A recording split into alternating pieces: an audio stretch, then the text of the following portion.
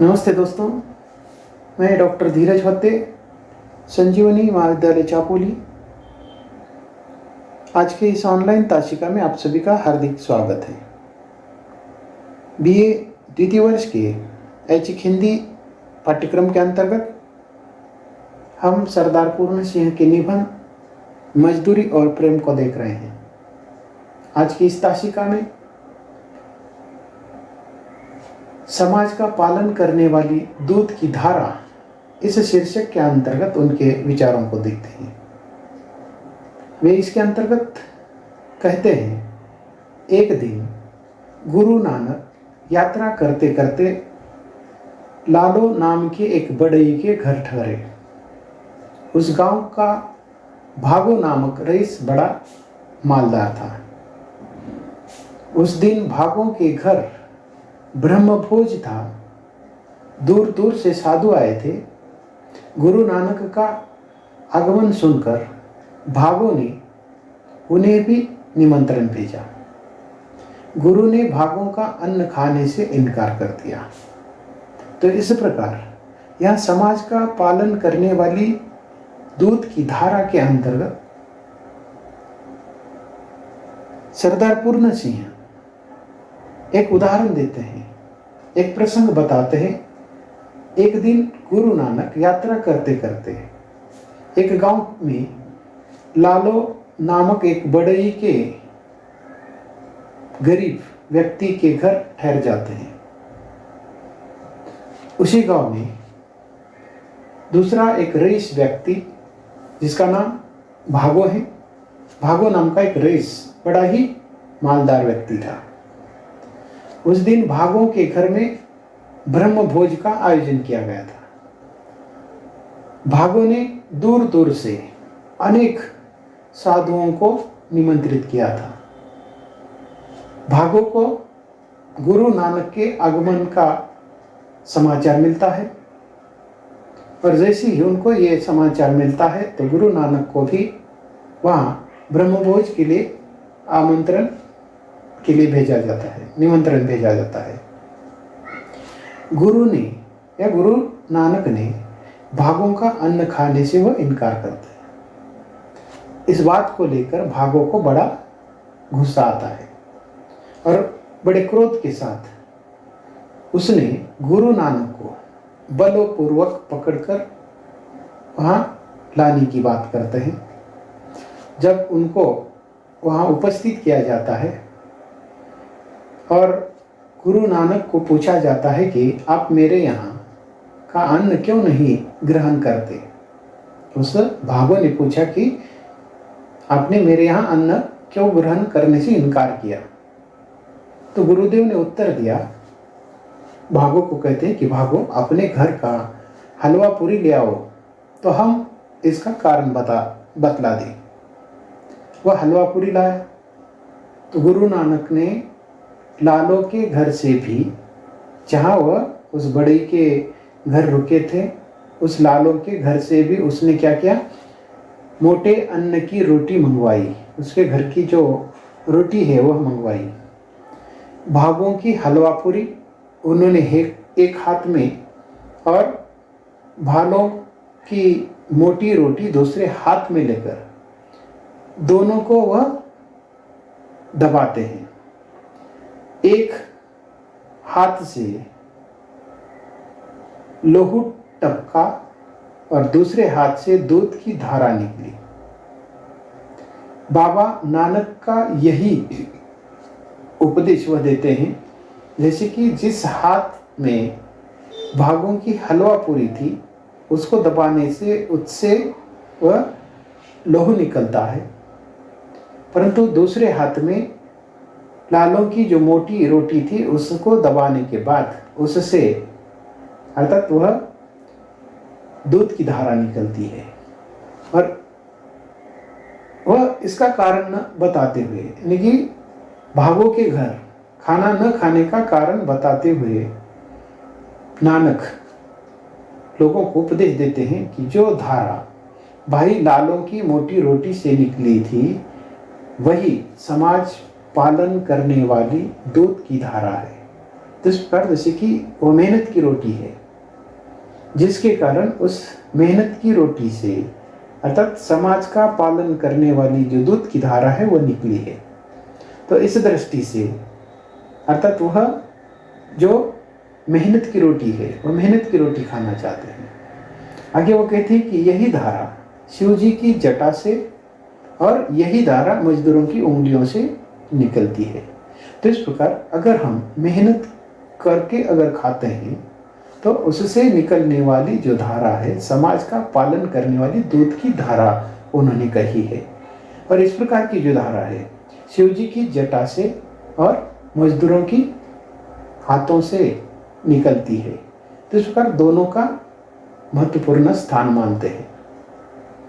आगे वो कहते हैं कि मजदूरी करने से हृदय पवित्र होता है। संकल्प दिव्य लोकांतर में विचरते हैं। हाथ की मजदूरी ही सच्चे ऐश्वर्य की उन्नति होती है। तो इस प्रकार मजदूरी करने को वे हृदय की पवित्रता मानते हैं। अपने हृदय को पवित्र करने के लिए या मजदूर जब अपने हाथ से काम करता है तब उसका हृदय पवित्र होता है, उसका संकल्प दिव्य होता है और हाथ की जो मजदूरी है वह सच्चे ऐश्वर्य की उन्नति होती है। हाथ के मजदूरी द्वारा सच्चा ऐश्वर्य उत्पन्न होता है। आगे वह उदाहरण के तौर पर जापान का उदाहरण देते हुए कहते हैं कि जापान में मैंने कन्याओं और स्त्रियों को ऐसी कलावती देखी है कि वे रेशम के छोटे छोटे टुकड़ों को अपनी दस्तकारी की बदौलत हजारों की कीमत का बना देती है। नाना प्रकार की प्राकृतिक पदार्थों और दृश्यों को अपनी सुई के कपड़े के ऊपर अंकित कर देती है। तो इस प्रकार जापान की उन कन्या और स्त्रियों का उदाहरण देते हुए उनको कलावती शब्द का प्रयोग किया है। अगर उनके हाथ में जो कला कुशल हैं उसके द्वारा रेशमी जो टुकड़े हैं उन टुकड़ों को कितना कीमती बना देते हैं। तो उन टुकड़ों के ऊपर अपनी जो दस्तकारी जो कलाकृति है वह करती है और उन टुकड़ों की जो कीमत है हजारों की बदौलत उसकी कीमत बढ़ा देती है। तो इस प्रकार नाना प्रकार की प्राकृतिक जो पदार्थ हैं या जो दृश्य हैं उन प्राकृतिक पदार्थों और दृश्यों को अपनी सुई से कपड़े के ऊपर वह अंकित कर देते हैं। कपड़े पर वह जो कलाकृति अंकित करते हैं जिसके कारण उस वस्तु का पदार्थ का जो मूल्य है कीमत है वह हजारों की बदौलत हो जाती है। जापान निवासी कागज लकड़ी और पत्थर की बड़ी अच्छी मूर्तियां बनाते हैं। करोड़ों रुपए के हाथ से बने हुए जापानी खिलौने विदेशों में बिकते हैं।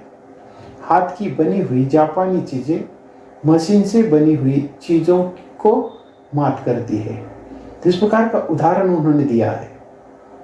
एक जापान का उदाहरण देते हुए भारतीयों के सामने इस प्रकार की बात उन्होंने कही है कि हमें अपने हाथों की जो कला कुशलता है उसके माध्यम से हमें क्या करना है, काम करना है, मजदूरी करना है और वह भी हृदय से करना है, अपने पवित्र हृदय से करना है। और इस प्रकार जापान के उन कन्याओं का या स्त्रियों का उदाहरण देते हुए उनको कलावती शब्द का प्रयोग किया है और उनके द्वारा छोटे छोटे रेशमी टुकड़ों पर उनकी जो दस्तकारी है उसके कारण वह छोटे छोटे टुकड़े की कीमत हजारों की तुलना में हो जाती है। उसी प्रकार ये जो अनेक प्रकार के जो प्राकृतिक पदार्थ हैं या दृश्य हैं उनको अपनी सुई के द्वारा उन कपड़ों पर वह अंकित करते हैं। जापान के निवासी कागज लकड़ी और पत्थर की बहुत सुंदर मूर्तियां बनाते हैं और उन मूर्तियों के बनाते समय ये जो हाथ की जो कलाकृति है वह उसके अंतर्गत अंकित होती है और इन कागज पत्थर और लकड़ी की जो कीमत है मूर्ति के माध्यम से वह करोड़ों रुपए की हो जाती है। तो इस प्रकार ये जो जापानी खिलौने हैं संपूर्ण देशों में विदेशों में बिकते हैं। हाथ से बनी हुई ये जो जापानी चीज़ें हैं मशीन की तुलना में बहुत अच्छी लगती है, बहुत महत्वपूर्ण लगती है। इस प्रकार जापानी लोगों द्वारा बनाई गई जो हाथ की चीज़ें हैं उससे उन्होंने मशीन की बनी हुई चीज़ों पर उन्होंने मात किया है। संसार के सब बाजारों में उनकी बड़ी मांग रहती है। हाथ से बनाई हुई ये जो चीज़ें हैं उनकी पूरे संसार में विदेशों में बहुत मांग रहती है।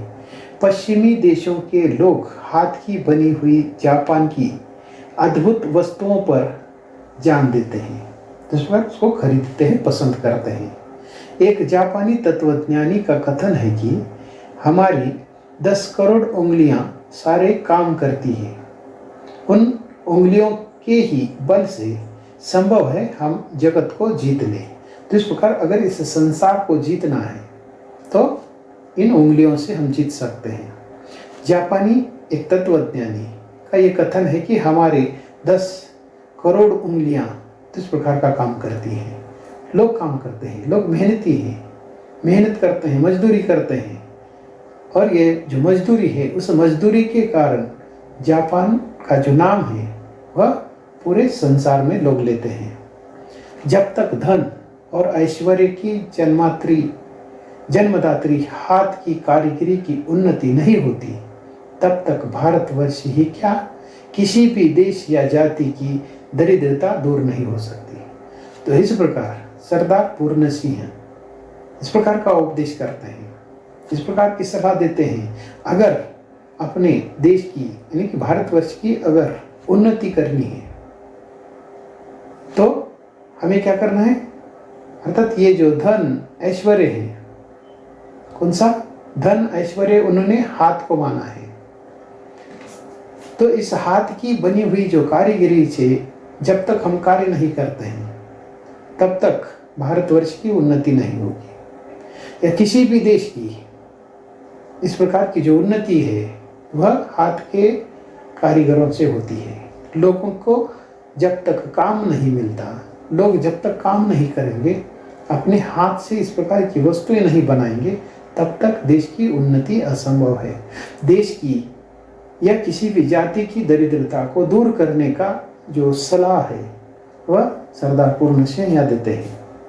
यदि भारत की 30 करोड़ नर नारियों की उंगलियां मिलकर कारीगरी के काम करने लगे तो उनकी मजदूरी की बदौलत कुबेर का महल उनके चरणों में आप ही आप आ गिरे।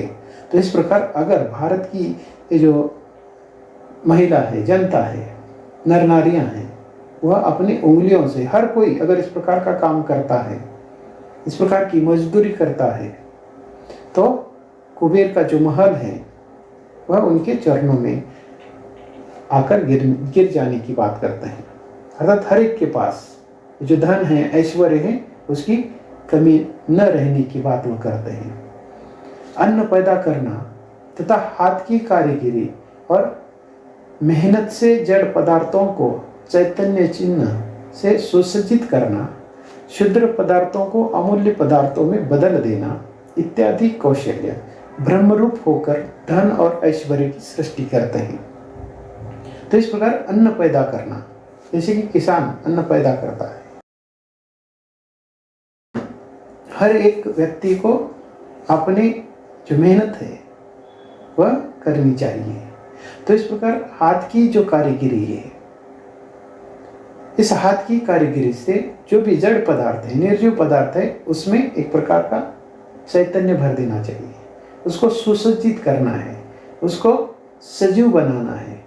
जो क्षुद्र पदार्थ है उन क्षुद्र पदार्थों में अमूल्य पदार्थों में उसको बदल देना है। तो इस प्रकार का अगर कौशल्य हम करते हैं तो निश्चित रूप से उन निर्जीव वस्तुओं में एक प्रकार की जान आ जाती है। तो उसको ही उन्होंने ब्रह्मरूप होकर धन और ऐश्वर्य की सृष्टि करने की बात वो करते हैं। जब हम अपने हाथों का कौशल्य दिखाकर अपने हाथों से इस प्रकार की कारीगरी करते हैं, जड़ पदार्थों में चैतन्य भर देते हैं, सुसज्जित करते हैं, या क्षुद्र पदार्थों को अमूल्य पदार्थों में अगर बदल देते हैं तो हम अपने कौशल्य ब्रह्मरूप होकर धन और ऐश्वर्य की सृष्टि करते हैं। कविता, फकीरी और साधुता के दिव्य कला कौशल जीते जागते और हिलते डुलते प्रतिरूप है। जिस प्रकार कविता है या फकीरी है और साधुता, ये जो दिव्य कला कौशल्य है, ये हमारे सामने जीते जागते उदाहरण है। तो इस प्रकार जैसे कि कवि है, कवि कितनी मेहनत करता है, फकीर है या कोई साधु है तो उनका उल्लेख करते हुए उनके दिव्य कौशल्य को जीते जागते हिलते डुलते प्रतिरूप के रूप में हमारे सामने वो रखते हैं। इनकी कृपा से मनुष्य जाति का कल्याण होता है। ये उस देश में कभी निवास नहीं करते जहां मजदूर और मजदूर की मजदूरी का सत्कार नहीं होता। तो इस प्रकार ये जो लोग हैं, कवि, फकीर या साधु, ये उस देश में कभी निवास नहीं करते हैं जिस देश में मजदूरों की कीमत नहीं की जाती है। मजदूरों को उनकी जो मजदूरी है वह दी नहीं जाती है। तो इस प्रकार उनका वहाँ रहना अर्थात रहने से विरोध करते हैं या वह नहीं रहते हैं। तो इस प्रकार इन जैसे लोगों से, ऐसे लोगों की कृपा से मनुष्य जाति का कल्याण होता है। और इस प्रकार के कवि, फकीर, साधु अर्थात उन देशों में निवास नहीं करते हैं जहां मजदूरों की कीमत नहीं की जाती है। तो ऐसा जो देश होता है अर्थात वह शूद्र कहा जाता है, वहां शूद्रों की पूजा की जाती है। तो इस प्रकार जहां मजदूरों की पूजा नहीं की जाती, मजदूरों का सत्कार नहीं होता है, वह देश शूद्रों की पूजा करता है। हाथ से काम करने वाले से प्रेम रखने और उनकी आत्मा का सत्कार करने से साधारण मजदूरी सुंदरता का अनुभव करने वाले कला कौशल अर्थात कारीगिरी का रूप हो जाती है। तो इस प्रकार हाथ से काम करने वाले से भी प्रेम रखने वाले को अधिक उन्होंने महत्वपूर्ण स्थान दिया है। आत्मा का सत्कार करने से साधारण जो मजदूरी है वह सुंदरता का अनुभव करने लगती है। जो कला कौशल्य है अर्थात कारीगिरी का जो रूप है वह उसमें बदल जाता है। इस देश में जब मजदूरी का आदर होता था तब इसी आकाश के नीचे बैठे हुए मजदूरों के हाथों ने भगवान बुद्ध के निर्वाण सुख को पत्थर पर इस तरह चढ़ा था कि इतना काल बीत जाने पर पत्थर की मूर्ति के दर्शन से ऐसी शांति प्राप्त होती है जैसी कि स्वयं भगवान बुद्ध के दर्शन से होती है। तो इस प्रकार का उदाहरण देते हुए सरदार पूर्ण सिंह कहते हैं कि इस देश में जब मजदूरों की कीमत की जाती थी, उनका आदर सम्मान होता था, उस समय जब इस खुले आकाश के नीचे बैठे हुए मजदूरों के द्वारा भगवान बुद्ध के निर्वाण सुख को पत्थर पर जड़ा जाता है, यानी कि पत्थर की जो मूर्ति है, भगवान बुद्ध की मूर्ति बनाई जाती है। कितने साल बीत चुके हैं वो जो मूर्ति है बनाकर, परंतु आज भी उस पत्थर की मूर्ति के जब हम दर्शन करते हैं तो उस पत्थर की मूर्ति के दर्शन से ही हमें शांति का अनुभव होने लगता है। ऐसी शांति हम प्राप्त करते हैं जैसे कि स्वयं भगवान बुद्ध के हम दर्शन कर रहे हैं। आगे वो कहते हैं कि मुंह, हाथ, पांव इत्यादि गढ़ देना साधारण मजदूरी, परंतु मन के गुप्त भावों और अंतकरण की कोमलता तथा जीवन की सभ्यता को प्रत्यक्ष प्रकट कर देना प्रेम मजदूरी है। तो इस प्रकार मुंह, हाथ, पांव इत्यादि को गढ़ देना ये साधारण मजदूरी है। अर्थात अगर हम मुंह से, हाथ से या पांव से अगर काम कर रहे हैं तो वह एक साधारण सी मजदूरी है, परंतु अगर हम मन से, मन के गुप्त भावों से या अंतकरण की कोमलता से तथा जीवन की सभ्यता को अगर प्रत्यक्ष प्रकट कर देना चाहते हैं या करते हैं तो वह प्रेम की मजदूरी है। यह मजदूरी के दो प्रकार उन्होंने बताए हैं, एक साधारण मजदूरी और दूसरी प्रेम की मजदूरी है। अगर हम मुंह हाथ पांव के माध्यम से अगर मजदूरी करते हैं तो वह साधारण सी मजदूरी है, परंतु अगर हम वही मजदूरी मन से या मन के गुप्त भावों से, अंतकरण से या जीवन की जो सभ्यता है उससे प्रत्यक्ष अगर प्रकट करते हैं तो वह प्रेम की मजदूरी है। शिव जी के तांडव नृत्य को और पार्वती के मुख की आभा को पत्थरों की सहायता से वर्णन करना जड़ को चैतन्य बना देना है।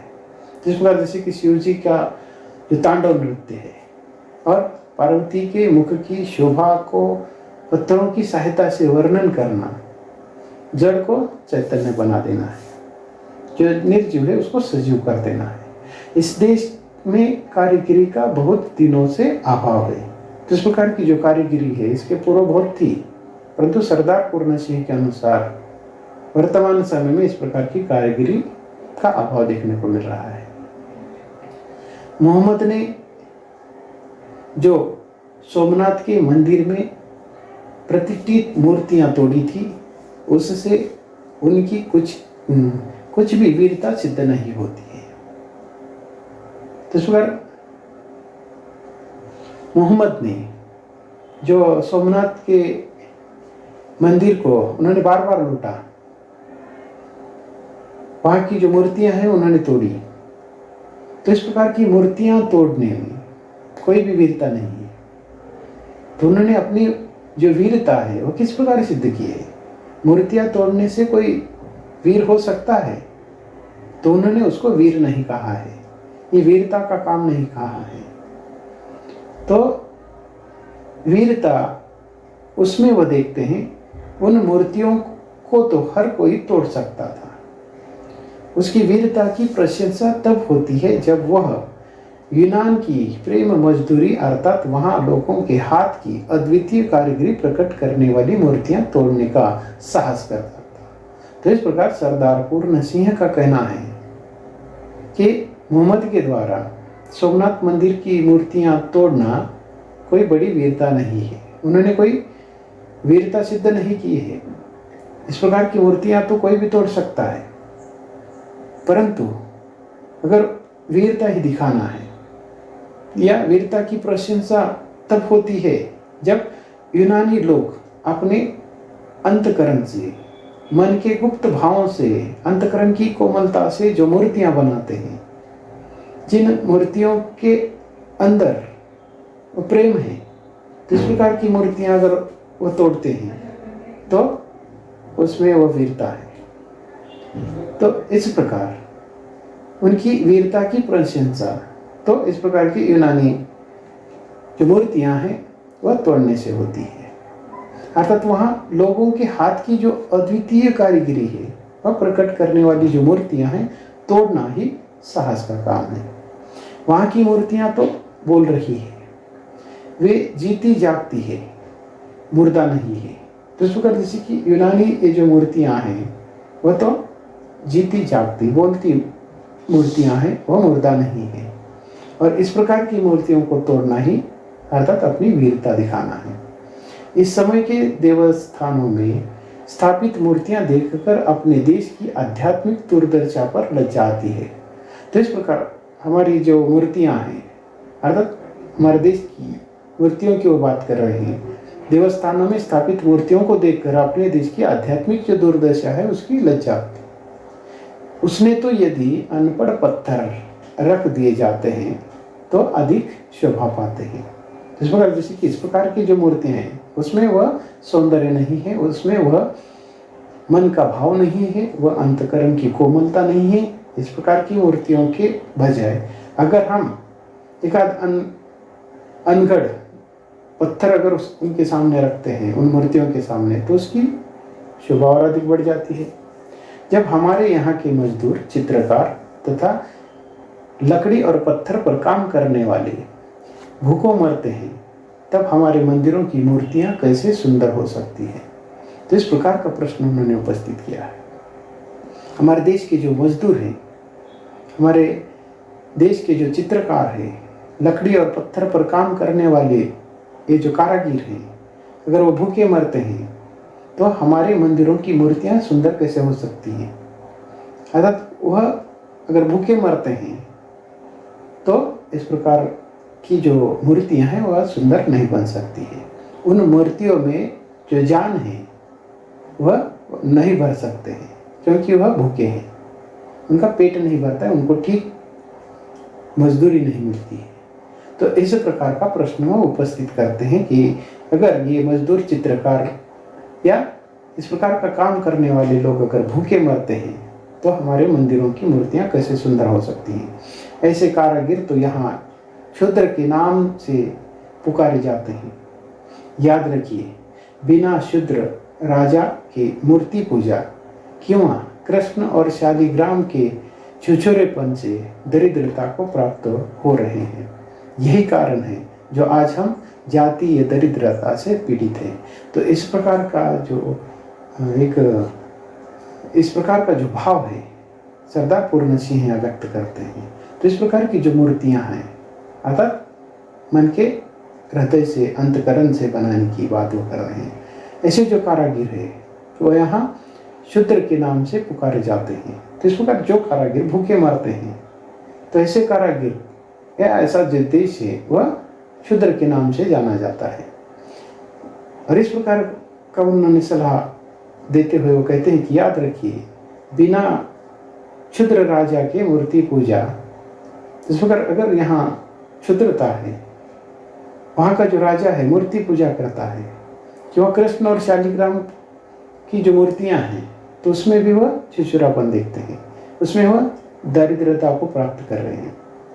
अगर मजदूर क्षुद्र हैं, मजदूर भूखे हैं, उनको ठीक प्रकार की अगर मजदूरी नहीं मिलती है तो यहाँ के राजा भी भले ही मूर्ति पूजा करते हो, कृष्ण शालिग्राम की पूजा करते हो, लेकिन उनके सामने ये मूर्ति पूजा, कृष्ण, ये शालिग्राम सब छिछोरेपन या दरिद्र हो जाते हैं, दरिद्री दिखाई देते हैं। और यही कारण है कि आज हम जातीय दरिद्रता से पीड़ित है। तो पर जो जाति पाति का भेदभाव है उसके कारण भी इस प्रकार की दरिद्रता यहाँ देखने को मिलती है। उसके बाद इस निबंध का अंतिम जो शीर्षक उन्होंने दिया है, पश्चिमी सभ्यता का एक नया आदर्श। इस शीर्षक के अंतर्गत या इस निबंध के अंत में वह पश्चिमी सभ्यता का उदाहरण देते हुए, उनका एक आदर्श हमारे सामने उपस्थित करते हुए यहाँ एक भारतीयों के लिए, विशेषकर भारतीयों के लिए एक वह सलाह देते हैं। पश्चिमी सभ्यता मुख मोड़ रही है, वह एक नया आदर्श देख रही है, अब उसकी चाल बदलने लगी है।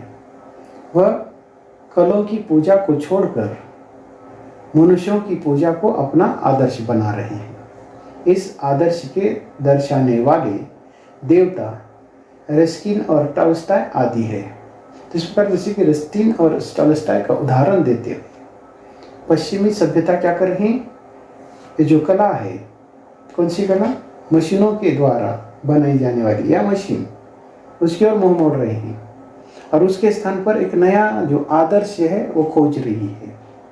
अब उनकी जो चाल है वह बदल गई है, उनका दृष्टिकोण बदल गया है और उन्होंने एक नया जो आदर्श है वह सबके सामने रखा है। वो क्या कर रहे हैं, इस प्रकार के जो कलों की जो पूजा है, यानी कि जो मशीन है, मशीनों की पूजा करना वो छोड़ दे रहे हैं, या उन्होंने मशीनों की पूजा करना छोड़कर मनुष्यों की वो पूजा कर रहे हैं, मनुष्यों को आदर्श बनाने की वो कोशिश कर रहे हैं। और इस आदर्श को दिखाते हुए अर्थात उन्होंने, यानी कि सरदार पूर्ण सिंह ने रस्किन और टॉल्स्टॉय का उदाहरण दिया है। पाश्चात्य देशों में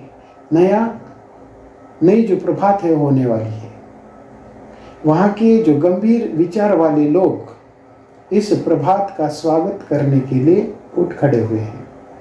प्रभात होने के पूर्व ही उनका अनुभव कर लेने वाले पक्षियों की तरह इन महात्माओं का इस नए प्रभात का पूर्व ज्ञान हुआ है।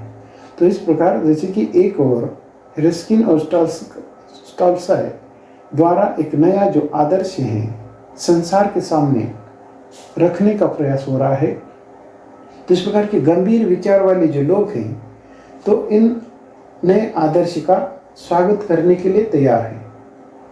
अर्थात ये नया आदर्श कौन सा है? प्रभात होने की पूर्व ही इस प्रकार का अनुभव ऐसे कुछ लोग कर रहे हैं। पक्षियों की तरह उनके मन में जो महात्मा है वह नए प्रभात के पूर्व ही उनको ज्ञान होने लगा है। और क्यों न हो, इंजनों के पहियों के नीचे दबकर वहाँ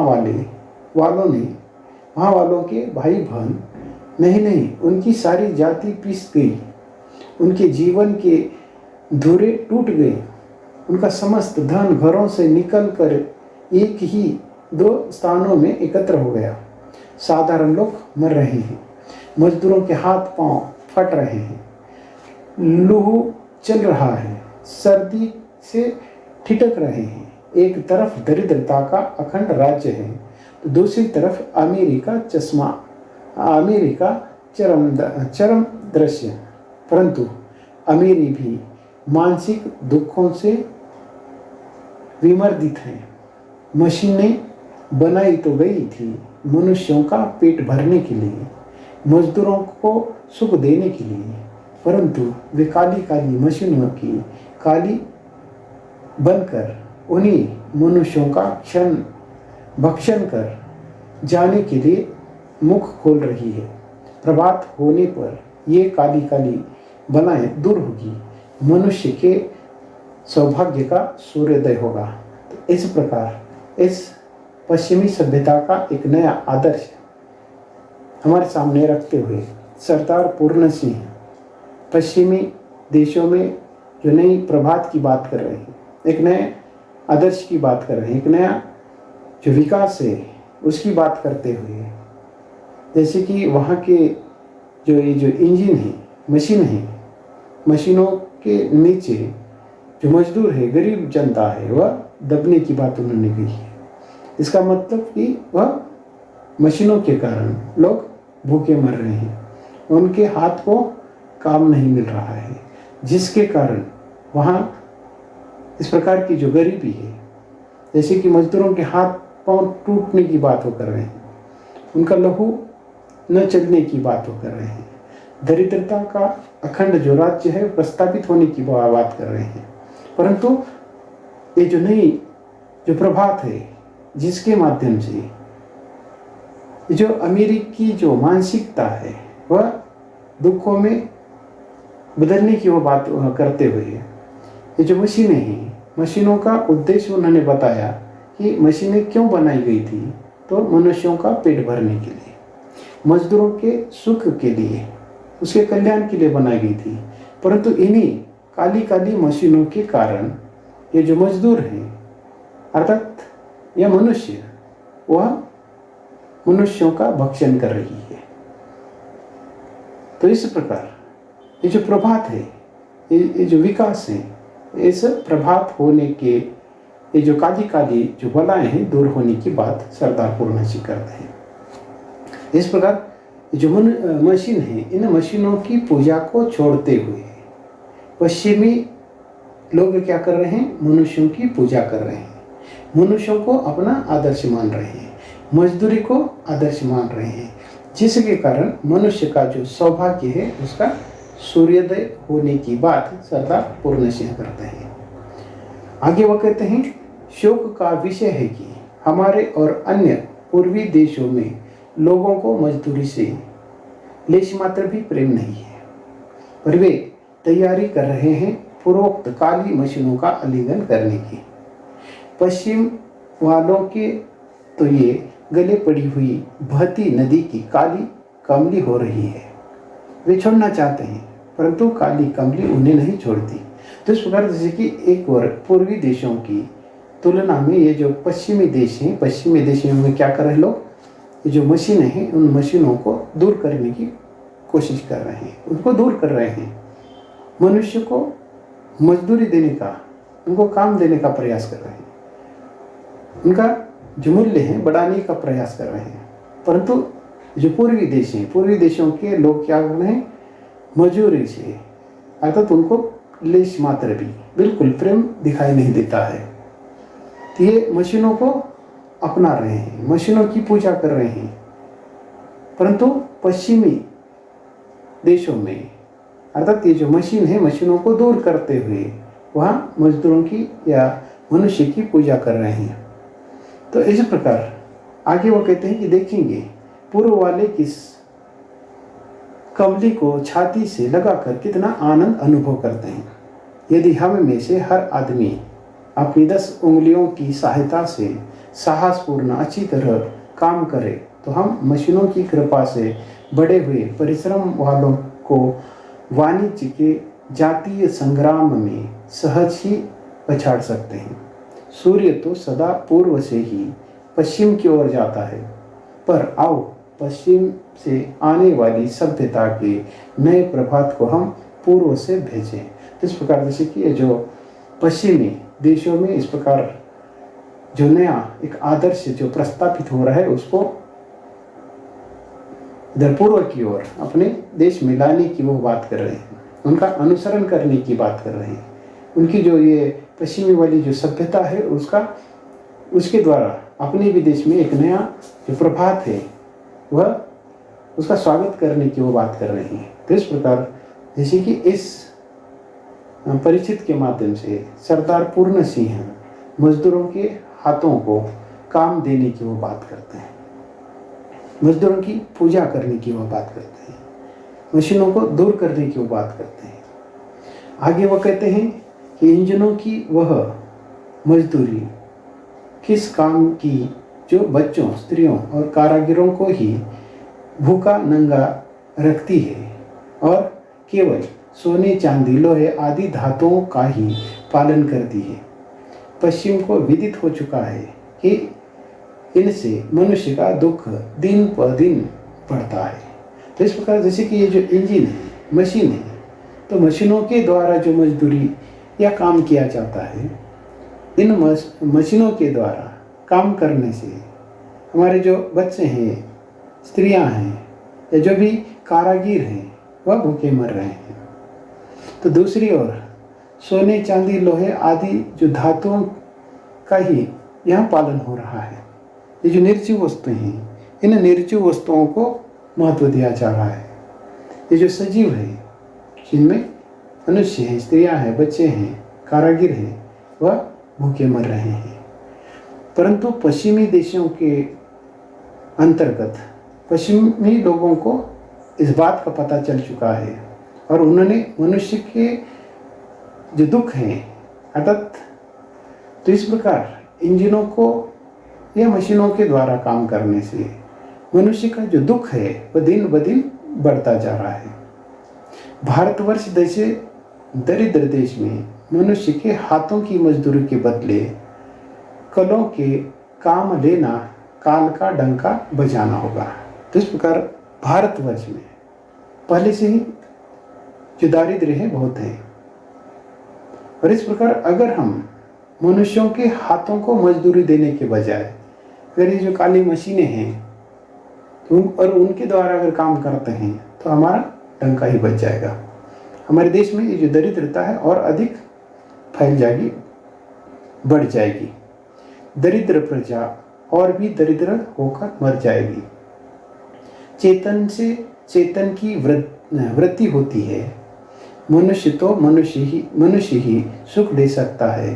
परस्पर की निष्कपट सेवा ही से मनुष्य जाति का कल्याण हो सकता है। धन एकत्र करना तो मनुष्य जाति के आनंद मंगल का एक साधारण सा और महातुच्छ उपाय है। धन की पूजा करना नास्तिकता है। ईश्वर को भूल जाना है। अपने भाई बहनों तथा मानसिक सुख और कल्याण के देने वालों को मारकर अपने सुख के लिए शारीरिक राज्य की इच्छा करना है। जिस डाल पर बैठे हैं उसी डाल को स्वयं ही कुल्हाड़ी से काटना है। तो इस प्रकार भारतवर्ष की ये जो दरिद्रता है, मशीनों को अगर काम देते हैं, मशीनों के माध्यम से अगर काम करते हैं, तो जैसे कि हम क्या कर रहे हैं, जिस डाल पर बैठे हैं उसी डाल को हम काट रहे हैं। तो इस प्रकार मनुष्य को मनुष्य ही सुख देने की वो बात करते हैं। जो चेतन है वह चेतन की वृद्धि करता है, और परस्पर की जो निष्कपटता है, सेवा जो मनुष्य की कर सकता है, मनुष्य जाति का कल्याण उसी के द्वारा होने की बात करते हैं। धन एकत्र करना है तो मनुष्य जाति के आनंद और मंगल की कामना करना है। धन की पूजा करना वो नास्तिकता मानते हैं। प्रभु को भूल जाने की वो बात करते हैं। अपने ही भाई बहनों और मानसिक जो सुख है या कल्याण देने वालों को मारने की वो बात करते हैं। अपना जो सुख है वह शारीरिक राज्य की इच्छा से अर्थात उसको समाप्त करने की वो बात करते हैं। अर्थात हम इस प्रकार जो इंजनों के द्वारा मजदूरी कर रहे हैं, इंजनों के द्वारा अगर काम करते हैं, तो हम अपने मजदूरों को क्या कर रहे हैं, या अपने देश को दरिद्र बना रहे हैं। अपने ही हाथों से अपने ही पैरों पर कुल्हाड़ी मार रहे हैं, या जिस डाली पर बैठे हैं उसी डाली को हम स्वयं कुल्हाड़ी मारने की बात कर रहे हैं। अपने प्रियजनों से रहित राज्य किस काम का। प्यारी मनुष्य जाति का सुख ही जगत के मंगल का मूल साधन है। बिना उसके सुख के अन्य सारे उपाय निष्फल हैं। धन की पूजा से ऐश्वर्य, तेज, बल और पराक्रम नहीं प्राप्त होने का। चैतन्य आत्मा की पूजा से ये पदार्थ प्राप्त होते हैं। तो इस प्रकार अपने प्रियजनों से रहित राज्य किस काम का, इस प्रकार का वो प्रश्न उपस्थित करते हैं कि अगर अपने प्रियजन अगर नहीं है, या हम अपने लोगों को, मनुष्य को अगर काम नहीं देते हैं, तो वह जो राज्य है वो किस काम का। ये जो प्यारी मनुष्य जाति है, अगर वो सुखी नहीं है, या सुख ही जगत के मंगल का मूल साधन है, अगर वह नहीं है तो किस काम का। बिना उसके सुख के अन्य सारे जो उपाय है वह निष्फल होने की वो बात कर रहे हैं। धन की पूजा से ऐश्वर्य, तेज, बल और पराक्रम प्राप्त न होने की वो बात करते हैं, या धन की पूजा करने से ऐश्वर्य, तेज, बल प्राप्त नहीं होता है। अर्थात यहाँ प्रेम की पूजा करने की वो बात करते हैं, आत्मा की पूजा करने की बात करते हैं। चैतन्य आत्मा की पूजा से ही प्राप्त होता है। चैतन्य पूजा से ही मनुष्य के प्रेममय हृदय, निष्कपट मन और मित्रतापूर्ण नेत्रों से निकलकर बहती है। तब वही जगत में सुख के खेतों से हरा भरा और प्रफुल्लित करती है, और वही उनमें फल भी लगते हैं। तो इस प्रकार अगर हम ये जो चैतन्य है, आत्मा की अगर पूजा करते हैं, तो ये चैतन्य अपने आप आ जाता है। मनुष्य के प्रेममय हृदय या उसका जो निष्कपट मन है, या मित्रतापूर्व नेत्रों से निकाल कर ये प्रेम बह रहा है, तो वही जो जगत है वहाँ सुख की खेती हमें देखने को मिलती है। और इस सुख की खेती को हम हरा भरा कर सकते हैं, उसको पल्लवित कर सकते हैं, उसको पुष्पित कर सकते हैं। तो इस प्रकार अगर ऐसी खेती है, प्रेममय खेती है, तो वहाँ इस प्रकार के फल भी लगते हैं। अंत में, इस निबंध के अंत में सरदार पूर्ण जी कहते हैं, आओ यदि हो सके तो टोकरी उठाकर कुदाली हाथ में लो, मिट्टी खोदो और अपने हाथ से उसके प्याले बनाओ। फिर एक एक प्याला घर घर में, कुटिया कुटिया में रखाओ, और सब लोग उसी में मजदूरी का प्रेमामृत पान करें। तो इस प्रकार जैसे कि यहाँ हर व्यक्ति को, हर मनुष्य को अपने हाथों को काम करने का जो उपदेश करते हैं, इस प्रकार जैसे कि वो कहते हैं कि आओ सब मिलकर, जैसे कि जो टोकरी उठाकर, कुदाली हाथ में लेकर, मिट्टी खोदकर, अपने हाथ से प्याले बनाकर, हर घर घर में इस प्रकार का मिट्टी का प्याला अगर बेचते हैं, यानी कि जो मजदूरी है, मजदूरी का जो प्रेमामृत बांटने की बात कर रहे हैं। और अंत में इन पंक्तियों के माध्यम से कहते हैं कि है रीत आशिकों की तन मन निसार करना, रोना सितम उठाना और उनको प्यार करना। तो इस प्रकार जैसे कि हर व्यक्ति के साथ प्रेम से रहने का जो उपदेश है वह करते हैं, हर व्यक्ति के हाथ को काम देने की वो बात करते हैं, जो मजदूर हैं उन मजदूरों को योग्य मजदूरी देने की वो बात करते हैं। अगर इस प्रकार अगर हम करते हैं तो हमारे देश की ये जो दरिद्रता है वह दूर होने में, हटने में समय नहीं लगेगा। एक नई जो प्रभात है उसकी वह बात करते हैं। तो इस प्रकार मजदूरों को योग्य मजदूरी देने की वो बात करते हैं, मजदूरों को प्रेम से उनके साथ व्यवहार करने की वो बात करते हैं, मजदूरों को कीमत करने की वो बात करते हैं, मजदूरों का जो महत्व है वह देने की बात करते हैं।